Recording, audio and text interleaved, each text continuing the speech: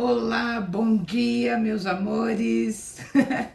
Estão vendo aí esta natureza incrível que entrou no momento aqui da nossa aula, que são esses raios solares que não costumam incidir aqui e que hoje nos fez essa surpresa. E como eu não tenho uma crença limitante de que eu não posso dar uma aula desta maneira, eu vou dar a aula aproveitando estes raios solares que resolveram participar da nossa aula. Como vocês já viram, a minha voz ainda está, olha aí, assim, mas eu achei que era alguma alergia e tal, mas depois que eu percebi, aqui do lado está tendo uma mega construção, então é poeira o dia inteiro e é barulho o dia inteiro, né, de todos os tipos. Então realmente aqui no prédio está todo mundo também ou com tosse ou com esse pigarro, né, porque a gente está com essa poluição o dia inteiro. E me parece, inclusive, que vai durar aí uns 2 anos, tá? Bom, sejam bem-vindas, bem-vindos aí à nossa aula de hoje sobre crenças limitantes. E eu vou começar respondendo aqui algumas perguntas que vocês me fizeram depois do estudo da aula passada, tá? Então aqui, como saber se eu tenho uma crença limitante, uma crença limitadora ou não? Então vamos lá. Primeira coisa, todos nós somos seres da terceira dimensão e precisamos de formas, certo? Então, assim, para ter uma aula, eu preciso ter um livro ou uma apostila. Eu preciso dessa referência, tá? Esse já é um padrão limitador, certo? Então, lembram no dia da minha palestra que eu cheguei sem entregar material nenhum para vocês e sem permitir que vocês fizessem anotações? Até porque depois estava tudo gravado, né? Seria só vocês reassistirem. E vocês lembram das reações de muitos de vocês? Oh, como eu vou assistir uma aula, uma palestra, sem anotar as coisas que eu acho importantes? Oh, como que a Érica vai dar uma palestra que depois vai gerar uma mentoria se eu não tenho um material de estudo, tá? Então vamos lá, essa é uma crença limitadora para nós. Por quê? Porque eu acredito que eu só posso ter uma aula se eu tiver um material escrito, um material palpável, ou um objeto, ou um slide nessa aula, quando não é verdade, né? Óbvio que todos esses elementos, então um livro, uma apostila, vídeos, slides, uma série de outras possibilidades, são facilitadores do meu processo de conhecimento, mas não são determinantes. Então, se eu determino que para ter uma aula, para receber uma aula, eu preciso de material, eu já estou limitando a minha capacidade de aprender diante desta aula, né?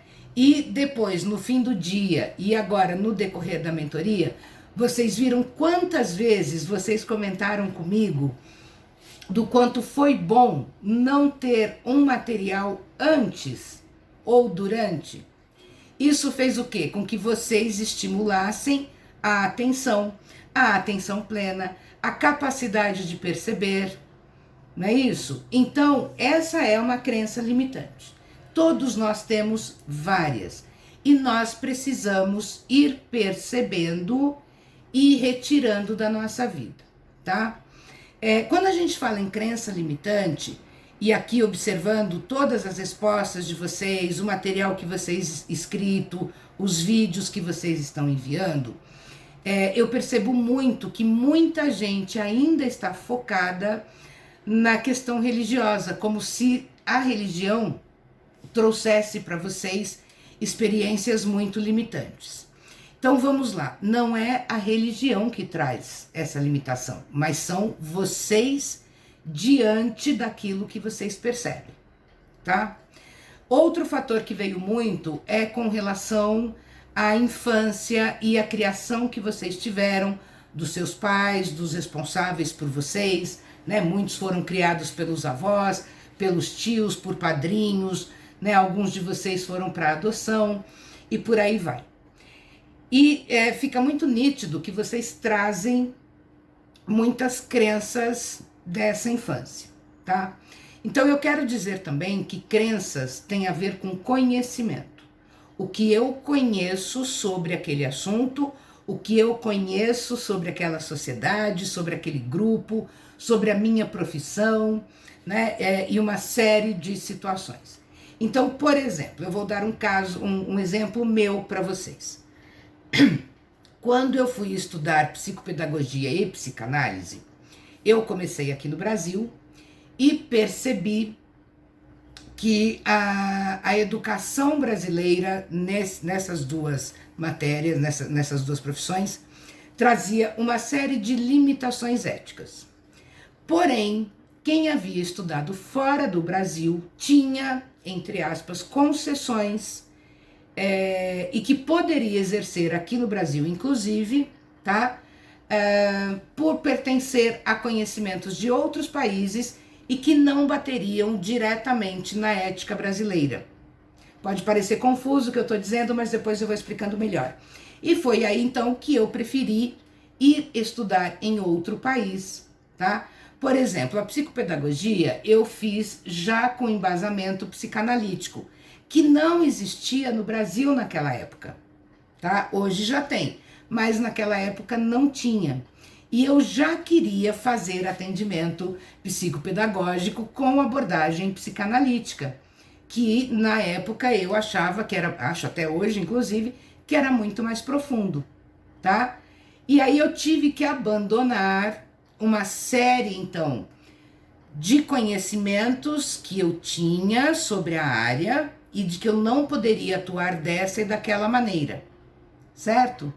Então eu falei, bom, se não é para fazer assim, eu também não quero fazer, porque eu também não vejo para mim, né, para exercer a minha profissão, eu não tô vendo qualificações suficientes aqui. Então, juntei meu dinheirinho, organizei os meus horários e fui estudar fora, tá? E para mim foi maravilhoso, tanto um quanto outro curso. Alguém de vocês colocou aqui que achou um absurdo, que foi uma vez procurar uma psicóloga e que ela falava muito de questões espirituais, tá? Essa é uma crença limitante e é uma atitude limitante também aqui no Brasil, que psicólogos, psicanalistas e médicos não devem envolver espiritualidade nos seus atendimentos. Isso já está mudando, mas por muito tempo isso foi muito rigoroso. Tanto que depois de muita batalha da Associação Espírita, tá, kardecista, conseguiu-se a autorização para ter o atendimento com psicólogos espíritas, uma vez que as manifestações espirituais estavam muito fortes durante os atendimentos e os psicólogos e psicanalistas que não tinham, né, esse conhecimento ou essa formação espiritual não conseguiam atender com qualidade os clientes. Então a Associação Espírita conseguiu essa autorização e foi uma revolução. Mas ainda hoje nós temos clientes, sim, que estranham quando o seu psicólogo ou o seu psicanalista saem somente da área terrena, racional, emocional e vão para níveis superiores da espiritualidade. Lembrando também, gente, que dentro dos atendimentos ainda não se coloca religião, por quê? Isto é, o atendimento não tem base religiosa, né? O cliente pode ter. Por quê? Porque religião são muitas, e para fazer um tratamento específico com base religiosa, todos nós precisaríamos ter conhecimento muito pleno em todas as religiões, o que inviabilizaria, inclusive, o nosso trabalho, tá? Então, para isso, muitas vezes, o próprio profissional recomenda a busca por um profissional religioso. Desculpa, aí um padre, um pastor, um médium. Engasguei de novo. Deixa eu tomar aqui uma aguinha, porque a poeira aqui tá demais, gente. Pronto.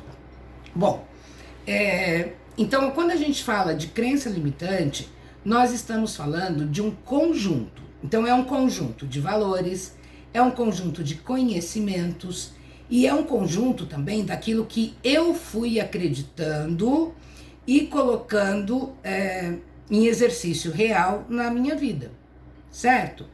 Então, por exemplo, eu vou dar para vocês o exemplo de um cliente que ele chegou aqui para tratar alguns problemas emocionais dele, e ele me contou então a história de vida dele, que era a seguinte: ele são 5 irmãos, e o pai era dono de um hortifruti, né, aquelas lojas que vendem frutas, verduras e legumes, e a vida inteira o pai trabalhou nisso. E ele foi educado, esse meu cliente, sempre com parâmetros muito rigorosos sociais de honestidade, tá? E ele ouviu a vida inteira também, dentro da casa dele, os pais dizendo que os ricos eram desonestos. E de que maneira isso vinha para ele? O pai tinha esse hortifruti, trabalhava de segunda a segunda, né? Isso era uma época que ainda não abria final de semana, né? Os comércios hoje abrem quase todos. Mas o pai trabalhava ainda assim sábado e domingo com o lugar fechado, colocando a contabilidade em dia, as compras, né, aquela coisa toda, limpando, arrumando, organizando. E por mais que o pai ganhasse bem, ele sempre ouvia: pô, fulano deve estar fazendo algo errado, né? O fulano é o concorrente, porque ele compra as mesmas coisas que eu, compra no mesmo lugar que eu, e ele vende muito mais do que eu num bairro com menos pessoas. Então alguma coisa errada ele está fazendo. Depois tinha o outro concorrente também, que por algum motivo, então ele dizia: olha lá o fulano comprou um carro super caro. Como é que um dono de hortifruti como eu consegue ter um carro daquele jeito? Alguma coisa errada ele está fazendo, certo? Então ele nunca ouviu na casa dele frases assim: poxa, fulano está lucrando mais do que eu, deixa eu descobrir, né? Deixa eu estudar também o que ele está fazendo para ter mais lucros do que eu, deixa eu me desenvolver também tanto quanto o outro. Né? Então não, pelo contrário, fulano está fazendo coisa errada, fulano não está pagando imposto, fulano está fazendo caixa 2, entendeu? E assim foi. Bom, então ele vai, esse meu cliente cresce ouvindo isso, se forma como engenheiro e vai trabalhar numa empresa como estagiário. Ele começa como estagiário. Quando ele chega nessa empresa, uma grande empresa, e ele é chamado pelo chefe, e o chefe diz: olha, você é um excelente profissional, e os nossos profissionais, e nós investimos muito aqui nos nossos profissionais. Nós somos uma empresa de grande porte e só trabalhamos com clientes da classe A, tá? Muito ricos.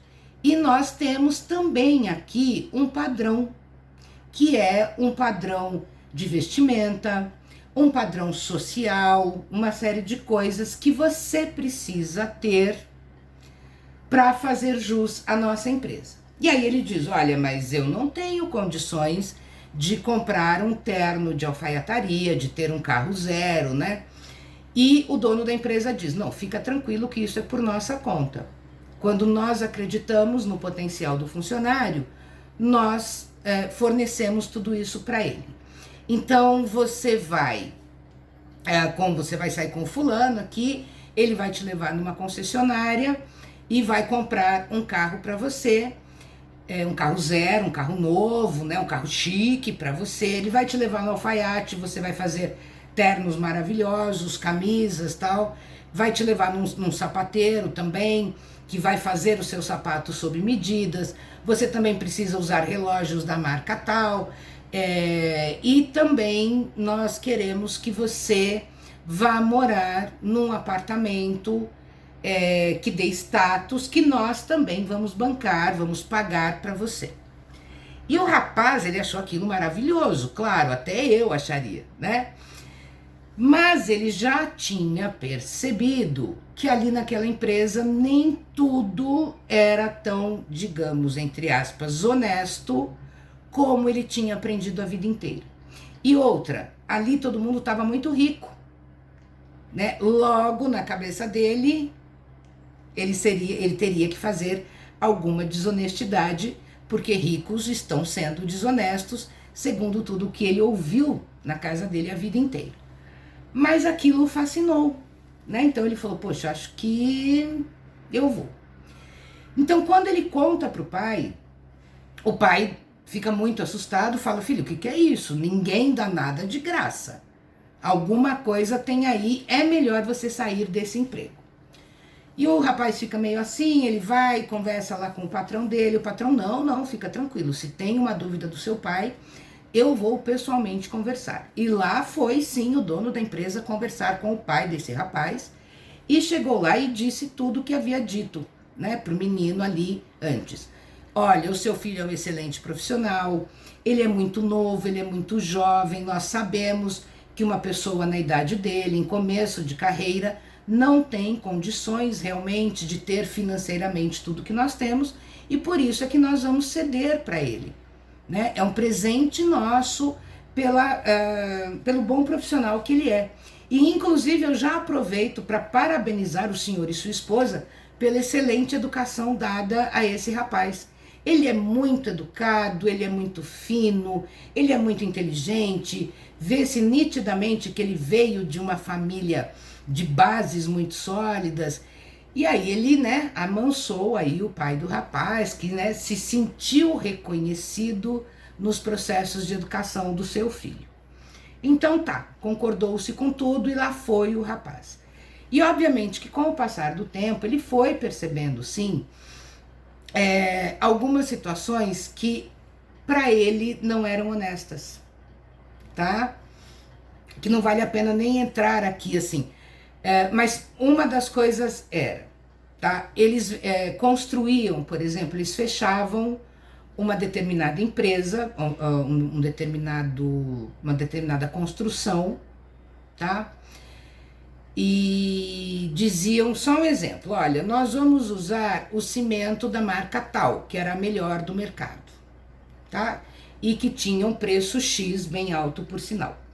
Porém, eles compravam o cimento de um outro lugar, que era bem mais barato, certo?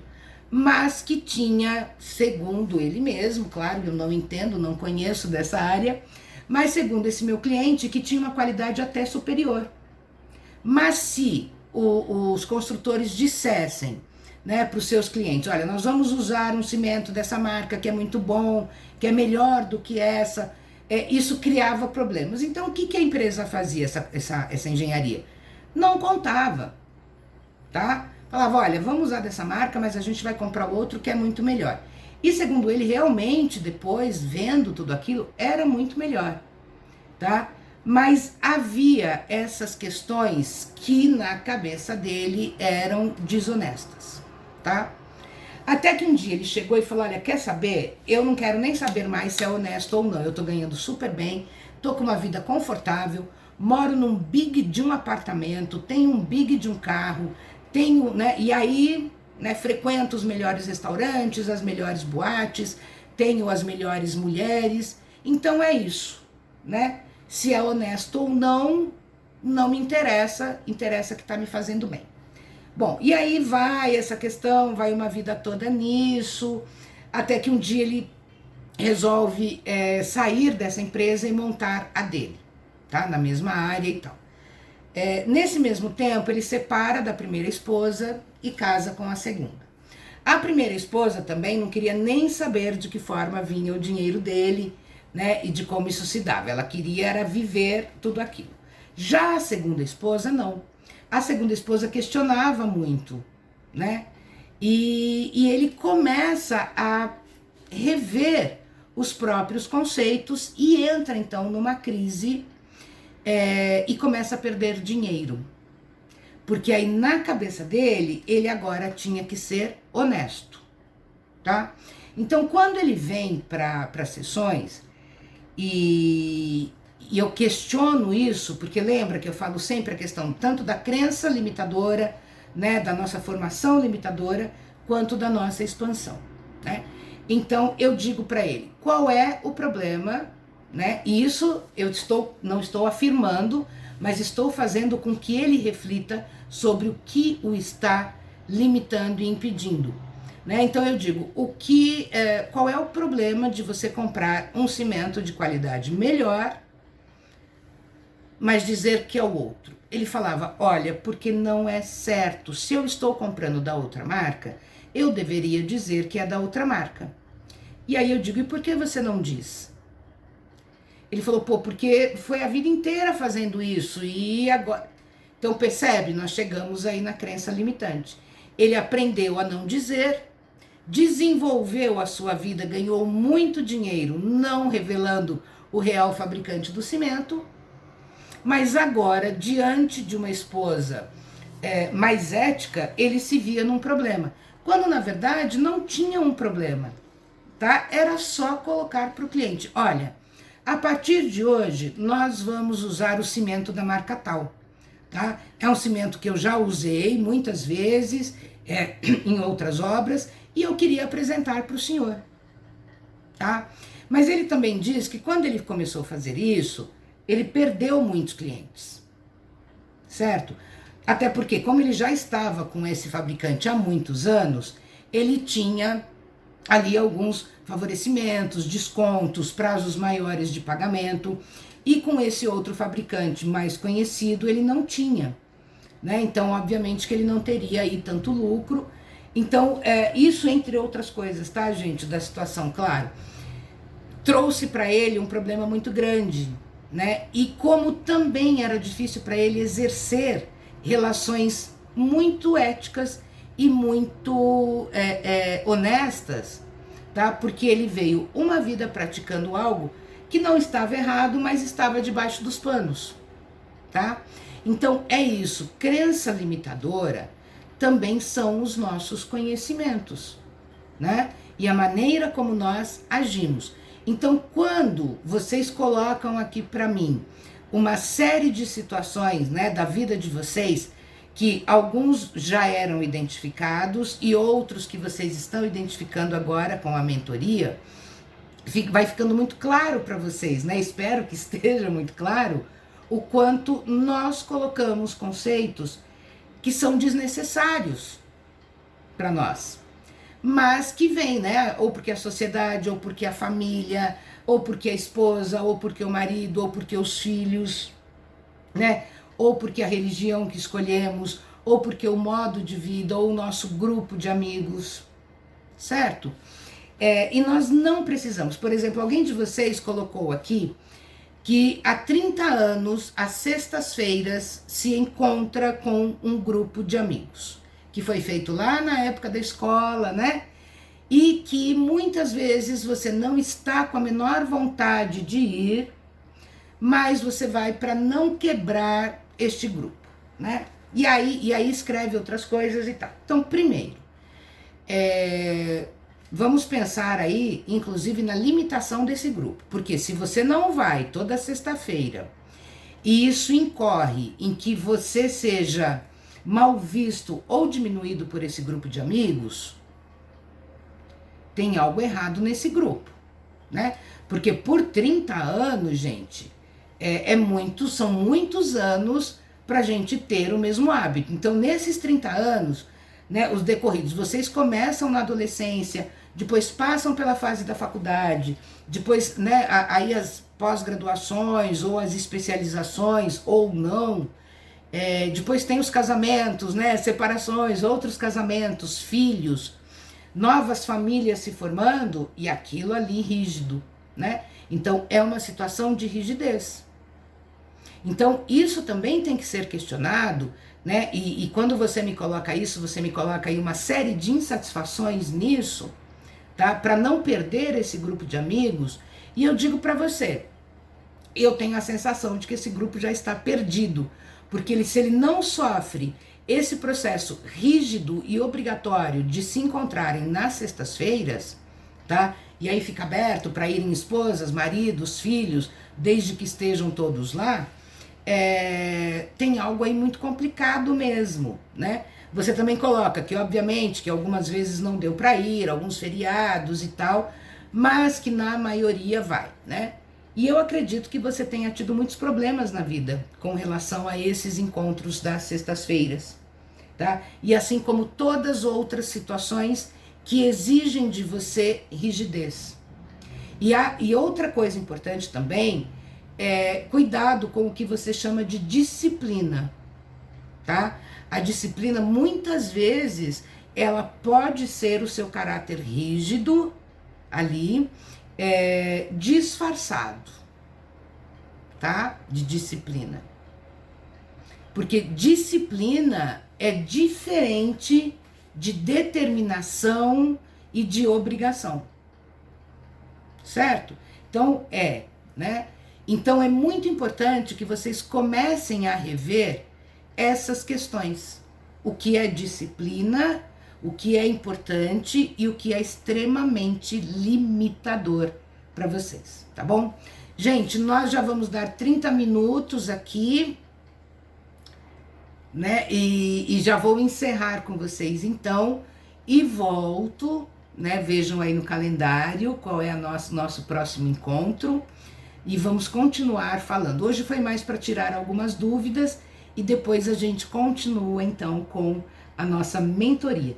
E espero que vocês estejam cada vez mais livres das suas crenças, dos seus conhecimentos, dos seus hábitos limitadores e que vocês cada vez mais estejam conseguindo perceber na vida de vocês o que é limitador, né?